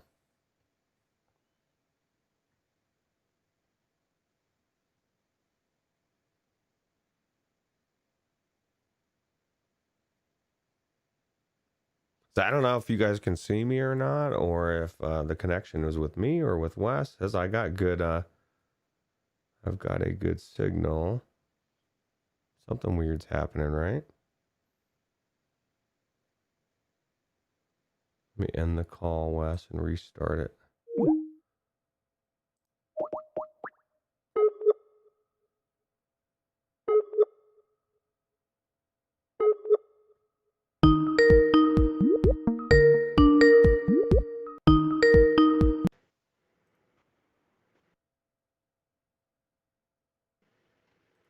And we're back. I don't see your camera though. Are you sure? Yeah, my camera's in the thing. I don't know. It says they I guess you disconnected. I was still on, so I Yeah, wasn't sure. my power flashed here. Ooh, that's not cool. And all of a sudden your Skype camera just went out. Roots is fine. We're somehow I'm still going, and yeah, it's the Roots' show. They said for a second there. All right. Just wing it, bro. Yeah, All really. right, so I don't see you, but I don't need to, I guess, as long as they can see both Oh, of us. that's right. I don't think I. Well, I don't. Did I share the screen? Oh, I'm not. I just see your little group guy icon. hmm. Okay. Well, yeah. That's. I'm still on there, so I don't know. That's weird. Okay, yeah, I see your screen now. Let me get the stream pulled back up. Sorry, guys. This is real life. Sometimes real life shit happens, and Yeah, I it's blame the been power company. thunderstorming here all day and all night. Ooh, I, So I love thunderstorms. Not when they knock my we're just power out gonna though. In the middle of a live stream. adapt on the fly. Okay. All right, so let's see here. I've got Skype back up and running. I'm pulling the stream back up as we speak, and it looks like we are back. Wow. Okay. Well, exciting. DLG27 says Glisco Magnastock VR carbon fiber controller stock rifle adapter for Oculus Rift S and Quest. Yeah, that's the one we were talking about. It says somebody said to adjust your camera that they can only see your mouth, but I'm looking at you on the stream fine, so I don't know what they're talking about. Yeah, maybe He probably yeah. Zuckerberg pulled the plug momentarily. He thought we were going to say something bad. I swear, Mark, I'm going to be nice about Oculus. Just keep us Yeah, online. we were talking about Sony's gangsta move, putting their PS5 event right smack dab in the middle of the OC7 keynote day. Yeah. And he said, "You want to see a gangster move? You're off the air." Yeah. Anyway, let's get back to it here before we get cut off. I've actually running out I've of got time. about a 20-minute hard out here, so we need to move on. And you know what, Roots? Let's go ahead and scrap the next segment and move straight to the last game that I had on the list here. Okay. And that game is a game we've talked about before, Operencia the Stolen Sun. This launched on PC and consoles earlier this year in March, but now it's coming to VR headsets as well. The free VR update for Operencia the Stolen Sun will arrive September 15th for Oculus Rift, PSVR, and Steam VR. So 2 days from now, Roots, this fairly beefy RPG is going to get full VR support. And this is a really good looking game, in my opinion. Yeah, dude, I never heard of this thing. So this is on Steam, I'm assuming? Yes, on Steam, PSVR, the whole deal. Okay. Oh, I'm definitely gonna check it out because Operencia looks good, man. It looks like it's a dungeon crawler, right? So and we don't have too many good ones in VR. There are good ones out there, but this is a flat one coming to VR. This is gonna be pretty good, I think.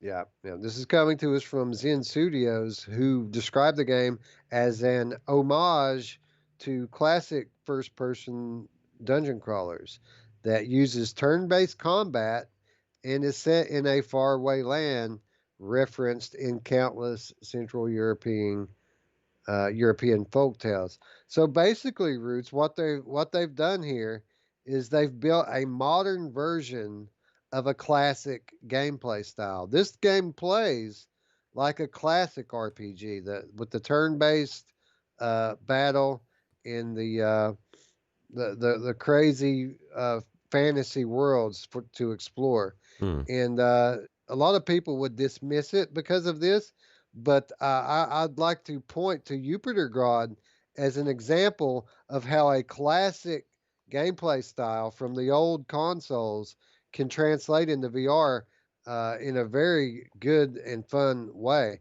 And I think that this game here has a lot of potential, and I think that it's going to throw a lot of us back to our youth when we were playing games like this on like the Super Nintendo. It does look cool, and it's ironic because the thing I was just about to say, I saw the opposite in the comments, literally right before I say it. Chris Richardson says, "Nice, I like turn-based," and GamerChick13 says, "Me too." I don't like turn-based. I want to when I want to do my shit, I want to do it. I don't want to sit there and wait for my turn. I just never really cared for that, at least not in when I have an option. So, but I think I'm gonna have to check this out, dude. Like everything about it looks amazing, and right now it's on sale for the next week. It's half price. So if you want to get it for cheap, right? Yeah, it's half price on Steam. I did check it out on the PlayStation Store, and the same sale did not apply there. So get it while you can for half off. Because what was it, like $15 instead of 30? Yeah, $15. And then the free VR patch. I mean, it looks amazing. It looks like you're going to be put into this old school game. Something that I want to try, and maybe I can get, like we've said before in VR, a lot of things that aren't our bag. Maybe a turn-based, maybe I'll change my mind after this game. It does look really cool. So, well, I mean, throughout my youth, I played games like that were a lot of turn-based different stuff. But as I grew up, I kind of grew out of it and grew away from it. But when I was young, I really enjoyed games like, Dragon Warrior and Final Fantasy, Chrono Trigger.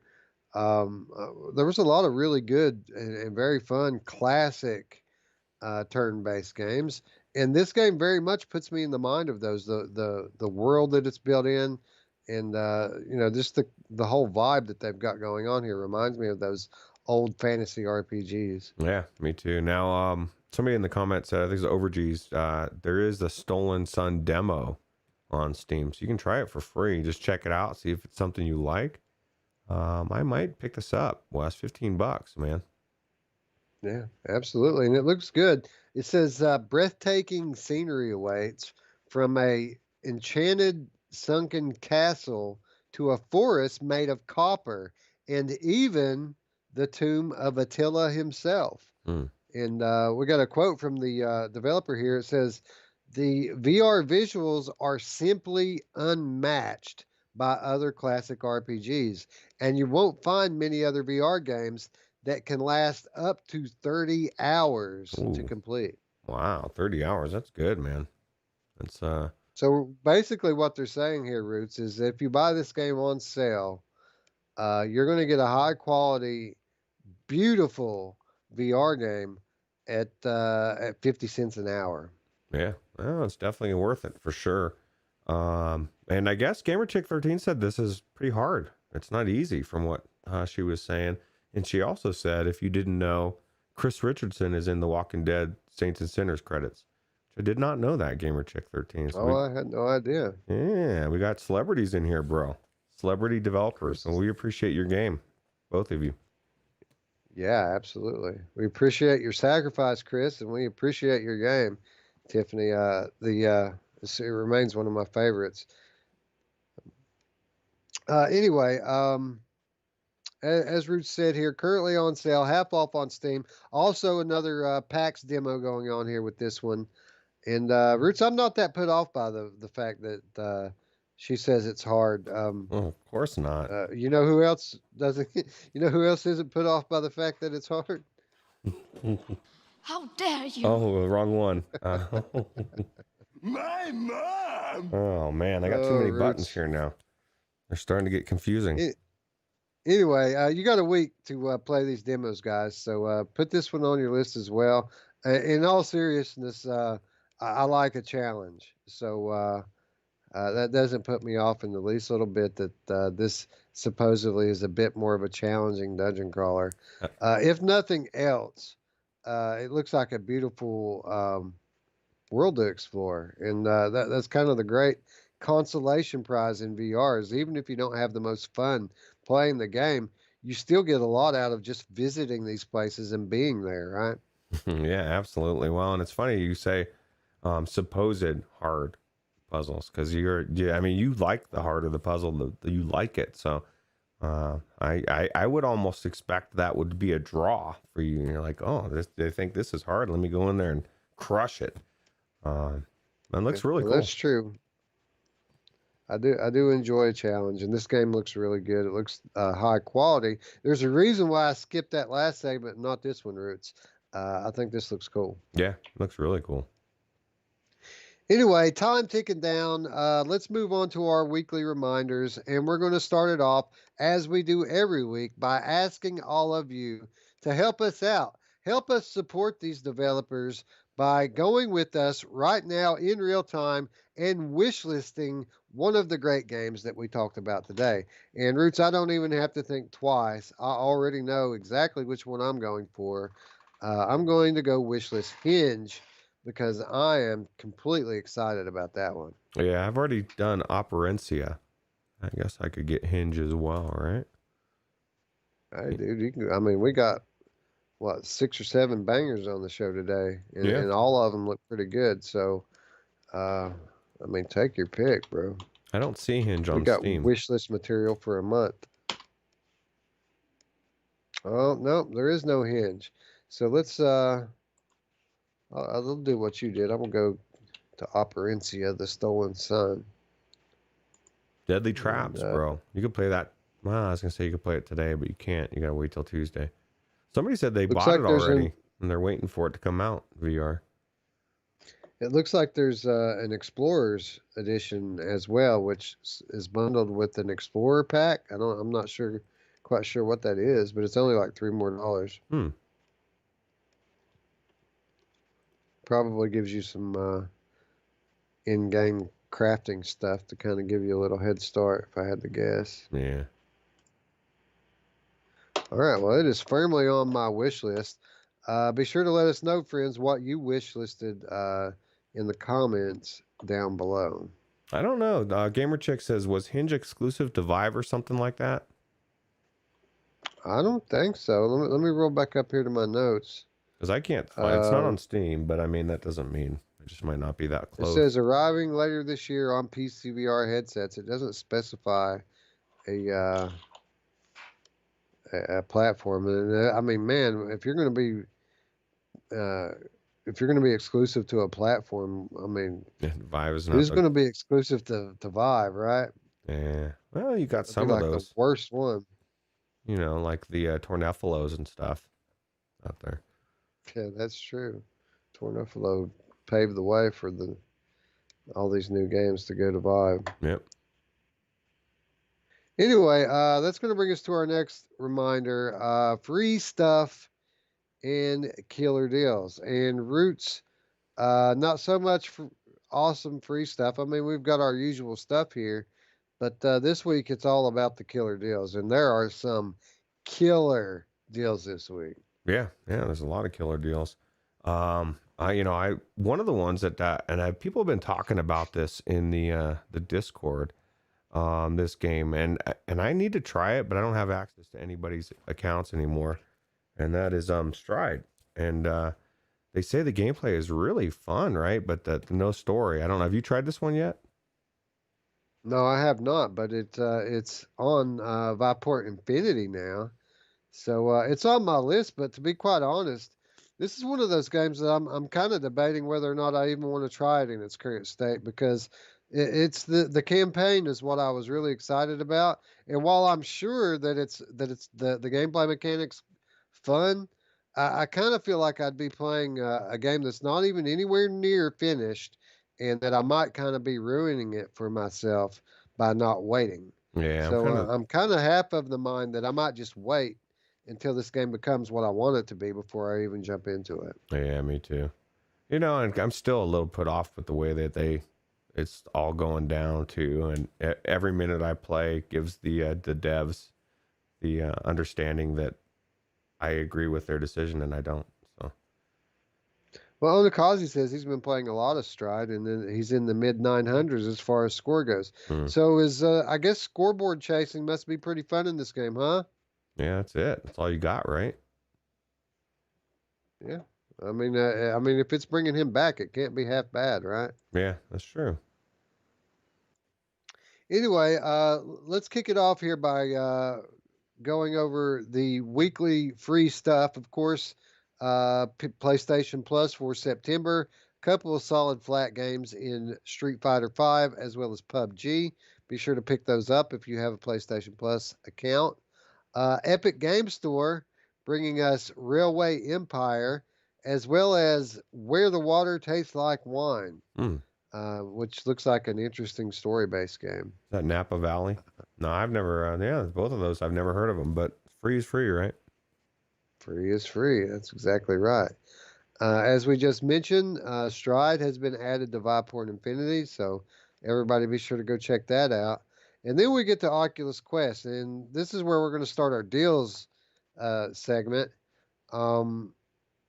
It's a rarity, Ruuts, that Oculus exclusives go on sale, but we have a really good one here on Oculus Quest, Shadow Point, which is as we spoke about earlier, a perspective-based puzzle game, and a very high-quality one at that. The production values are really good. It's narrated by Sir Patrick Stewart, and the puzzles are very unique and imaginative. And it's 25% off, $15, and this is a cross-buy title. So even if you don't have an Oculus Quest, you can pick it up on the Quest store, and then you'll get it on the Rift store. Nice. I need to get back into this. I bought this game and I played it for like maybe an hour and never went back. But I was looking at the trailer here and it just looks really cool and weird, right? Like a lot of stuff going on. So it's an Oculus exclusive, man. Enough said, right? I mean, it's a good game. Yeah, absolutely. On the Rift store, I listed a few different titles here that are all on very good sales. Boiling Steel, Guns and Stories, Bulletproof, and Bloody Zombies are all $5 or less, Ruuts. Yeah, Bloody Zombies, dude. I picked this up for $5 because I remember I told you I had access to somebody's copy in the Steam, but I don't have access anymore. And I thought, well, shit, we're going to be playing this. I might as well get it now for $5. And it's a good game. So that's a no-brainer for me. Yeah, I wanted to ask you which platform you have it on so I can buy it as well. It's on sale for $5 on both the Oculus platform and Steam. Yeah, no, I bought it on the Oculus platform last night just because I saw that it was on sale and didn't know that it was on sale on both, but this will be good as well. All right, so since you picked it up on, well, I need to find out. Maybe there's cross-platform play. If there's cross-platform play, I might still get it on Steam. Well, actually, it's already in our Steam library, isn't it? Yeah, somebody owns it. So right. So I can pick it up on Oculus and then play the shared Steam copy when my Reverb gets here. Yeah, that's true. Anyway, Steam, a very sizable sale. Pretty good Steam sale going on. Not quite as big as the summer sale, but apparently they're having a sale for PAX. And a lot of good titles on sale, including Bridge Crew for $10, Ruuts, and you can actually get the game bundled with the Next Generation DLC for $13. Yeah, dude, you got to get the 13 Next Generation because this is something I want to go back to. We played through a lot of the missions, and I want to get back into it. And I know I think Jim Hall played with us once, but I want to do the Next Generation. We haven't done the Next Generation. We got stuck on the last mission of the regular, and we lost a crewmate, man. Gaming science teacher was on there, and I haven't seen her for a while, so maybe we'll slide somebody else into that spot and get back into this game. Sure. That'd make Scion happy, wouldn't it? Yeah, no, he wants to get back in here. I want to finish it, and I really enjoy this game. It's fun. Cool. Mamefan says he has 2 copies of Bloody Zombies on Steam.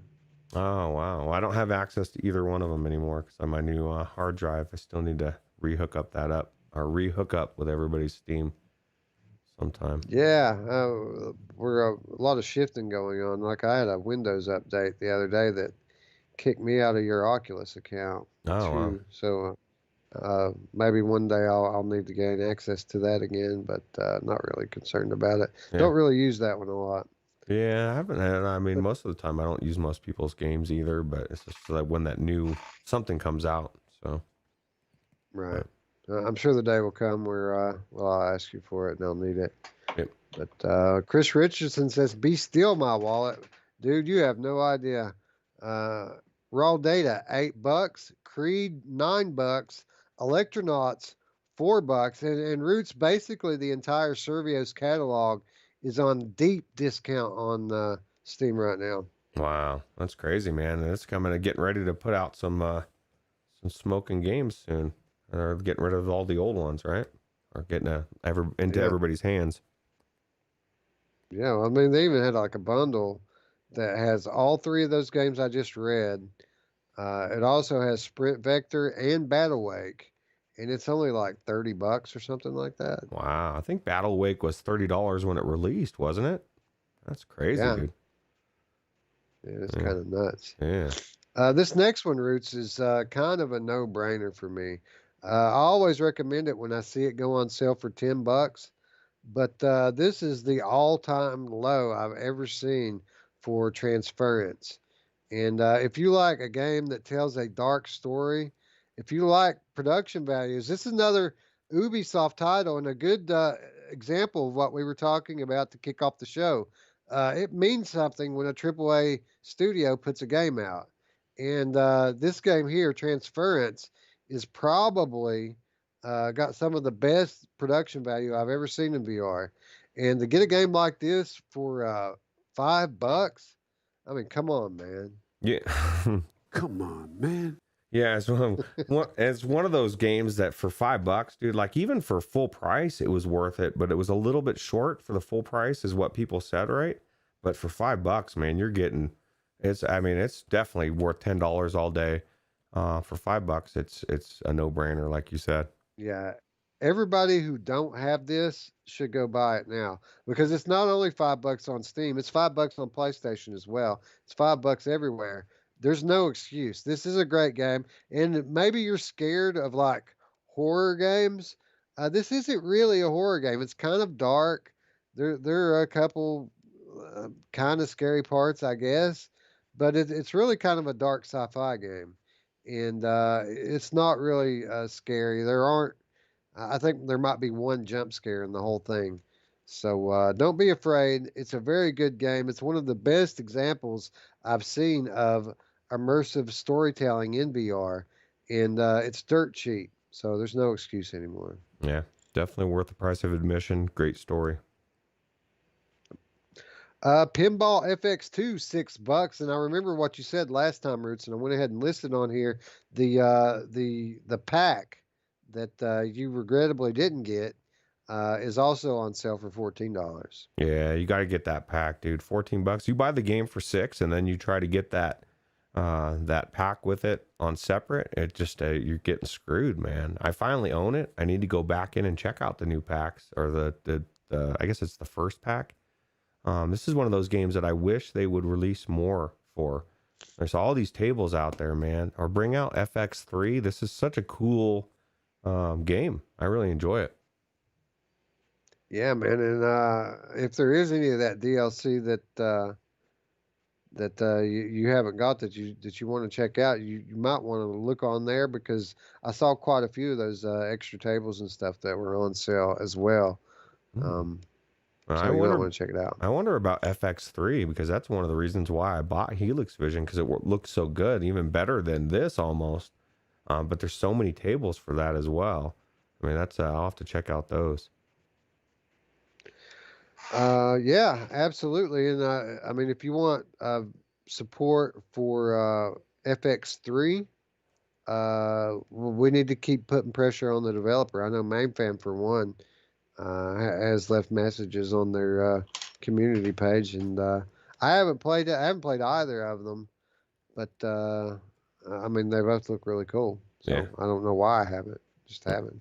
Yeah, it's just one of those things that if you took the time to stop and think, Wes, you would remember you want to try them out. And I need to do that. I need to actually stop, think about my games, and then go back into Burning Man or whatever it is. So, yeah.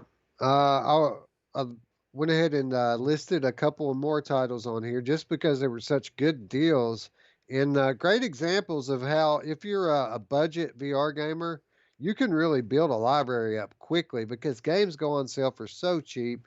I mean, we already mentioned Electronauts at $4, Transference at $5, Bloody Zombies, Guns and Stories, Bulletproof, Boiling Steel, all those were $5.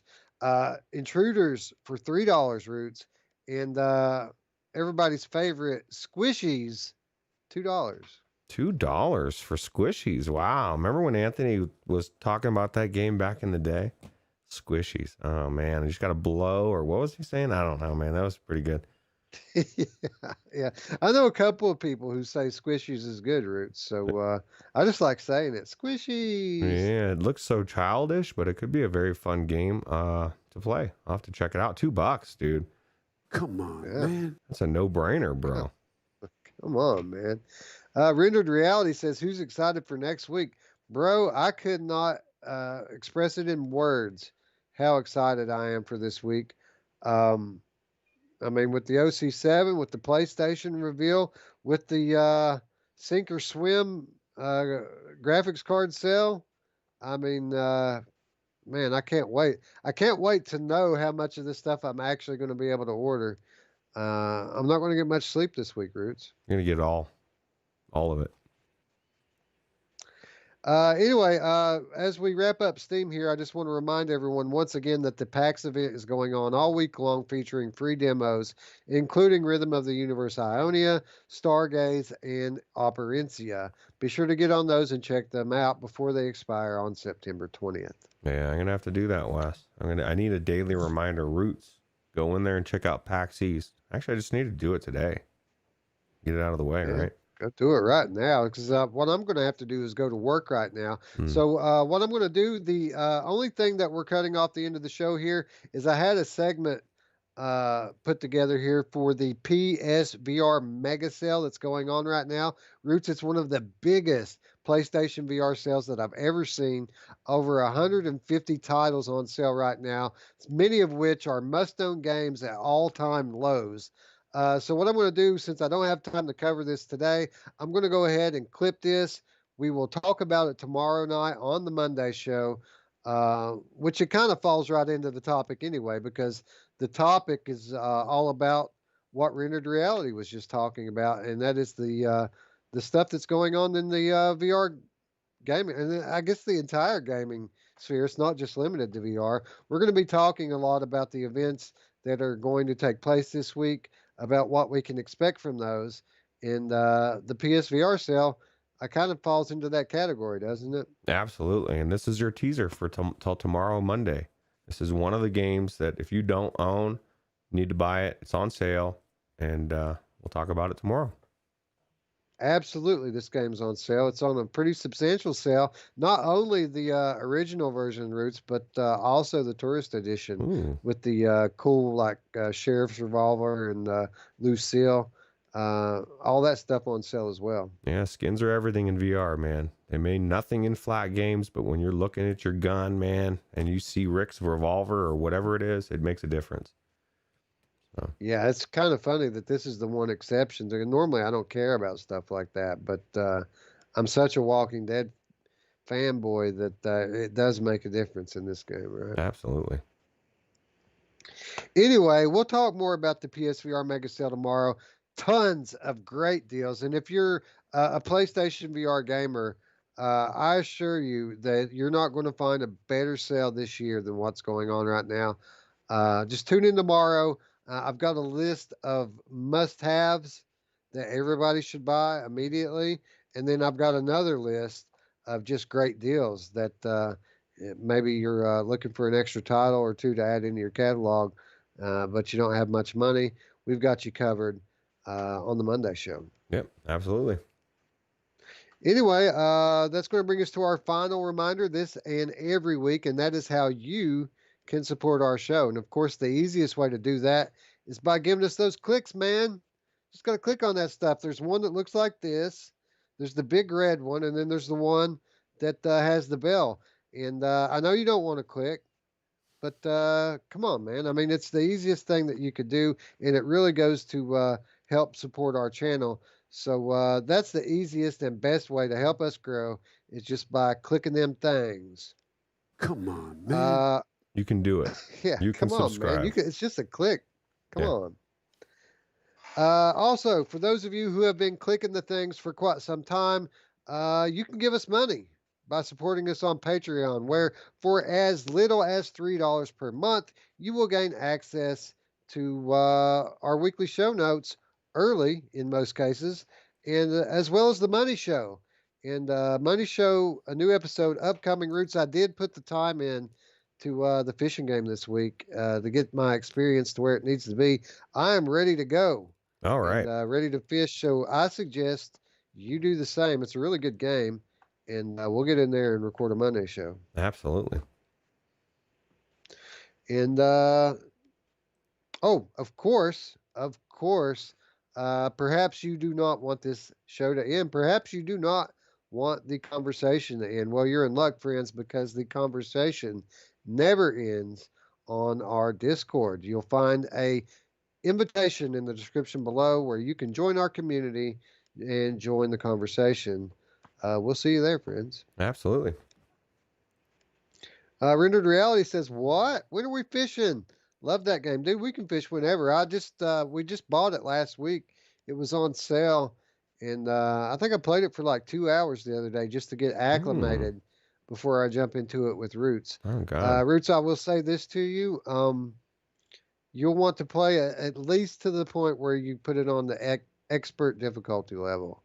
And the expert difficulty level, or no, maybe it's not expert, maybe it's hard. Whatever the middle one is, there is no easy, normal, and hard.